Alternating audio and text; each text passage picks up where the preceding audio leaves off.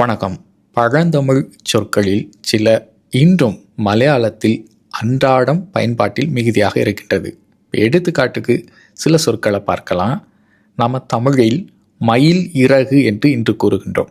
பழந்தமிழில் மயில் இறகை பீலி என்கின்ற சொல்லால் அழைத்திருக்கின்றார்கள். மலையாளத்தில் மயில் பீலி என்று இன்றும் பயன்பாட்டில் மிகுதியாக இருக்கின்றது. அது மட்டுமல்ல, நாம் எருமை என்று கூறுகின்றோம். ஆண் எருமையை எரும மாடு அப்படின்னு தான் சொல்கிறோம். பழந்தமிழில் ஆண் எருமையை போத்து என்கின்ற சொல்லால் அழைத்திருக்கின்றார்கள். அதுவும் இன்று மலையாளத்தில் பயன்பாட்டில் இருக்குது இதே பொருளில். அதே போன்று நம்ம தொழுதல் என்கின்ற ஒரு சொல் இருக்கிறது தமிழில். ஆனால் அது மலையாளத்தில் மிகுதியாக பயன்பாட்டில் இருக்கிறது.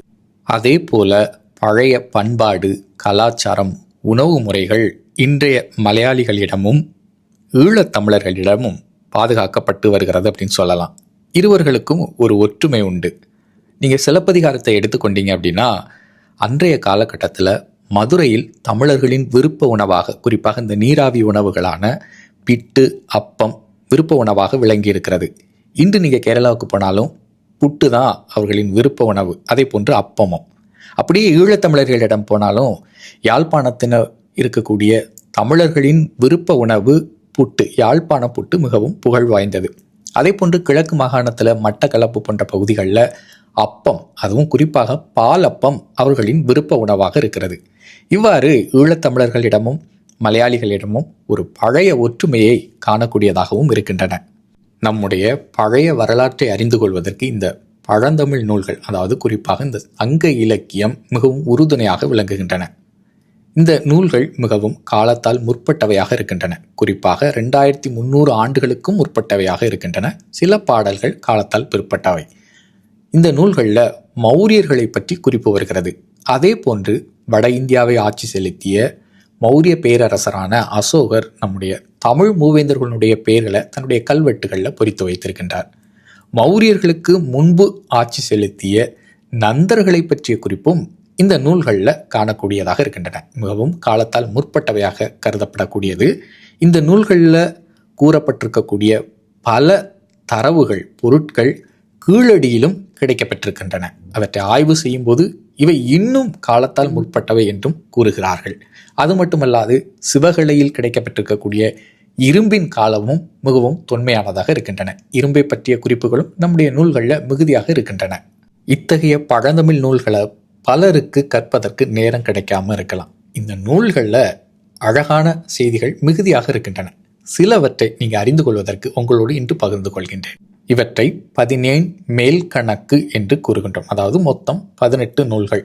8 தொகை என்றும் 10 பாட்டு என்றும் இரண்டாக பிரித்திருக்கின்றோம். இப்போ 8 தொகைன்னு சொல்லும் பொழுது அதில் அகநானூறு, புறநானூறு, குறுந்தொகை, நற்றிணை, பதிற்றுப்பத்து இப்படின்னு ஒரு 8 தொகை நூல்களும் 10 பாட்டு என்று வரும்பொழுது திருமுருகாற்றுப்படை, பெரும்பானாற்றுப்படை இப்படின்னு ஒரு 10 பாட்டும் சேர்ந்தது.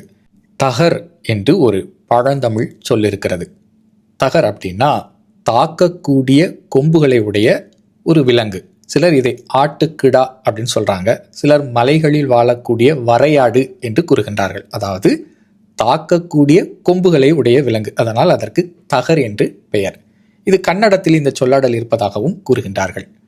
இவற்றை குறித்து ஒரு செய்தி அகநானூற்றில் இடம்பெற்றிருக்கிறது. கோடு முற்று இளம்தகர் பாடு விறந்து அயல அப்படின்னு ஒரு தொடர் வருகிறது. கோடு அப்படின்னா கொம்பு, முற்று அப்படின்னா முதிர்ந்த அல்லது நன்கு வளர்ந்த அப்படின்னு சொல்லலாம். இளம் தகர் அப்படின்னா ஒரு இளமையான ஒரு ஆட்டுக்கிடா அப்படின்னு சொல்லலாம். அது எழுப்பக்கூடிய அந்த ஓசையை கண்டு அஞ்சி பக்கத்துல இருந்து ஓடுனது அப்படிங்கிற ஒரு பொருளில் வரும். கோடு முற்று இளம் தகர் பாடு. தகர் அப்படின்னா தாக்கக்கூடிய கொம்புகளை உடைய ஒரு வரையாடு அல்லது ஆட்டுக்கிடா. அதே போல தமிழில் எண்கு என்கின்ற ஒரு பழந்தமிழ் சொல் இருக்கிறது. எண்கு அப்படின்னா கரடியை குறிப்பதற்கு பயன்படுத்தப்பட்ட ஒரு சொல். கரடி பொதுவாக எப்படி இருக்கும்? கூணு விழுந்தது போன்று வளைந்து காணப்படும். அது நடக்கும்போதும் அப்படி தள்ளாடி நடப்பது போன்று தான் காட்சியளிக்கும். அதை குறித்த ஒரு செய்தி இருக்கு பாருங்க. கூணல் என்கின் குறுநடை தொழுதி அப்படின்னு ஒரு தொடர் இடம்பெறுகிறது. கூணல்னா வளைந்த, கூணு விழுந்த, எண்கு கரடி, அது எப்படி நடக்கிறது அப்படின்னா தளர்ந்து நடக்கிறது, கூட்டமாக அப்படின்னு அதற்குரிய பொருள். தொழுதி அப்படின்னா கூட்டத்தை குறிக்கும். கூணல் என்கின் குறுநடை தொழுதி. எண்கு அப்படின்னா கரடி. தமிழில் திரை என்கின்ற ஒரு சொல் இருக்கிறது. அதற்கு வேறு வேறு பொருள்கள் உண்டு. பழங்காலத்தில் திரை என்பது கடல் அலையை குறிக்க பயன்பட்டிருக்கிறது. இன்று நாம் ஒரு பழமொழியில் பயன்படுத்துகின்றோம், திரைக்கடல் ஓடியும் திரவியம் தேடு. திரைக்கடல் அப்படின்னா அலைகள் மிகுந்த கடலை கடந்தாவது போய் பொருளை தேடு என்பது அதனுடைய பொருள். அதை குறித்து ஒரு அழகான தொடர் ஒன்று இருக்கிறது. உறவு கடல் ஒலி திரை போல அப்படின்னு. ஒலி திரை போல அப்படின்னா இரைச்சல் மிகுந்த அலைகளை உடைய அப்படின்னு பொருள். உறவு கடல்னா ஆரவாரம் மிக்க கடல். உறவு கடல் ஒலி திரை போல. எவ்வளோ ஒரு அழகான தொடர்.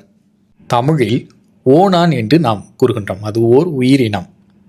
ஓணானுக்கு பழைய பெயர் ஓதி என்று, அதன் பிறகு அது ஓந்தி என்று மாறுகிறது. இன்றும் மலையாளத்தில் இந்த சொல்லாடல் இருப்பதாக அறிகின்றேன். அதைத்தான் நாம் பச்சோந்தி என்று கூறுகின்றோம். இடத்திற்கு தகுந்தாற்போல் தன்னுடைய நிறத்தை மாற்றுவதால் ஓதி, அதிலிருந்து ஓந்தி, அதிலிருந்து பச்சோந்தி என்று நாம் கூறுகின்றோம்.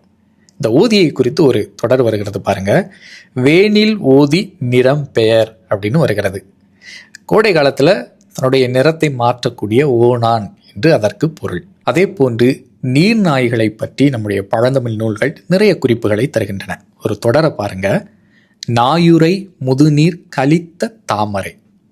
முதுநீர் அப்படின்னா ஒரு பழமையான நீர்நிலை, ஏரி, குளம் அப்படின்னு அதற்கு பொருள். நாயுரை முதுநீர் அப்படின்னா அந்த பழமையான குளத்தில் உரைகின்ற வாழுகின்ற நீர்நாய் என்று அதற்கு பொருள். கலித்த தாமரை அப்படின்னா மிகுதியாக வளர்ந்திருக்கக்கூடிய தாமரை என்று பொருள். இப்போ நாயுரை முதுநீர் கலித்த தாமரை அப்படின்னா நீர்நாய்கள் மிகுதியாக வாழக்கூடிய ஒரு பழைய குளத்தில் மிகுதியாக மலர்ந்திருக்கக்கூடிய தாமரை என்று பொருள். எவ்வளோ ஒரு அழகான தொடர். ஒரு தொடர் புறநானூற்றில் இடம்பெற்றிருக்கிறது. என் மனதிற்குள் எப்பவும் ஓடிக்கொண்டிருக்கக்கூடிய ஒரு அழகான தொடர். புலி பார்த்து ஒற்றிய களிற்றீரை புழைப்பின் எலி பார்த்து ஒற்றாதாகும். அதாவது புலி தாக்கணும் அப்படின்னு நினைத்திருக்கக்கூடிய களிற்று இரை, யானை என்கின்ற அந்த பெரிய இரை புழைத்து தப்பித்து விட்டா எலி எங்கே இருக்குது அப்படின்னு சொல்லி அந்த புலி போய் தேடி அதை வேட்டையாடாதான். புலி பார்த்து ஒற்றிய களிற்றீரை புழைப்பின் எலி பார்த்து ஒற்றாதாகும். இதே புறநானூற்றில் மற்றும் ஒரு அழகான காட்சி இருக்கிறது.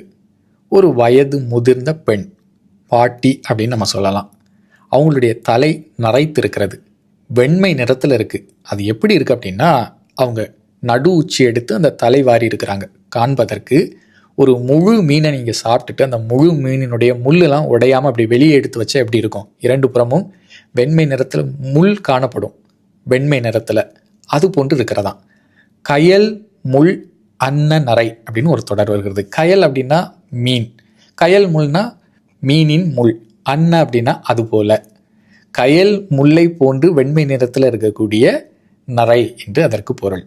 மற்றும் ஒரு அழகான காட்சி. இவற்றை நான் கற்கும் பொழுது எனக்கு பெரும்பாலும் கன்னியாகுமரி மாவட்டம் தான் நினைவுக்கு வரும். ஒரு அழகான இயற்கை காட்சியோடு இருக்கிறது. அங்கு யானைகளும் இருக்கிறது, ஆறும் ஓடுகிறது. ஒரு ஆறு ஓடிக்கொண்டிருக்கிறது. அதில் தண்ணீர் மிகவும் குறைந்த அளவு இருக்கிறது. அந்த ஆற்றினுடைய படித்துறையில் ஒரு யானை பாகன் யானையை கொண்டு வந்து குளிப்பாட்டுகின்றான். அந்த யானை அந்த ஆற்றில் கீழே படுத்து கிடக்கிறது.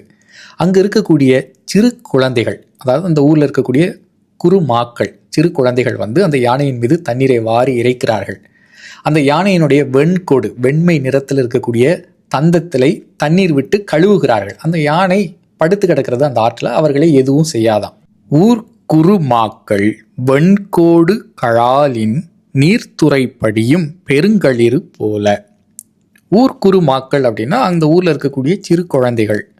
வெண்கோடு கழாலின் அப்படின்னா அந்த வெண்மை நிற தந்தத்தை அவர்கள் தண்ணீர் கொண்டு கழுவுகிறார்களாம். நீர்த்துறை படியும் பெருங்களிறு போல. அந்த படித்துறையில் இருக்கக்கூடிய அந்த ஆற்றில் கிடக்கக்கூடிய அந்த களிறு போல அப்படின்னு அந்த தொடர். எவ்வளோ ஒரு அழகான தொடர். இந்த பழந்தமிழ் நூல்களில் இருக்கக்கூடிய இந்த செய்திகள் உங்களுக்கு பயனுள்ள செய்திகளாக அமைந்திருக்கும் என்று நம்புகின்றேன். இந்த காணொலி உங்களுக்கு விருப்பமான காணொலி அப்படின்னா மறக்காமல் எல்லோருக்கும் பகிர்ந்து கொடுங்க. முதல் முறையாக என்னுடைய சேனல் பார்க்குறீங்க அப்படின்னா அப்படியே பிளேலிஸ்ட்டுக்கு போங்க. பல தலைப்பின் கீழ் நிறைய காணொலிகளை வெளியிட்டிருக்கிறேன். அவற்றை கண்டு பயனடைமாறு அன்போடு கேட்டுக்கொள்கின்றேன். மீண்டும் சந்திப்போம். நன்றி.